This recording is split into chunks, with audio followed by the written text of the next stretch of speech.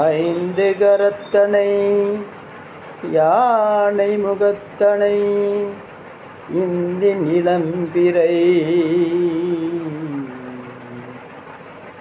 ஓங்கயிற்றினை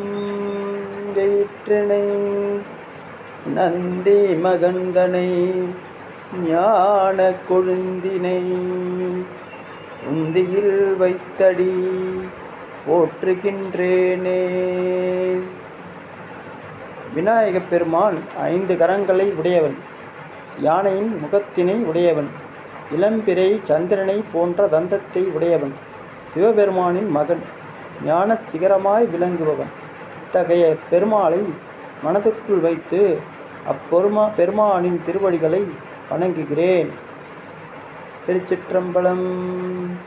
அடியேன் சிவகுமார சிவாச்சாரியார். ஓம் நமச்சிவாய. ஓம்.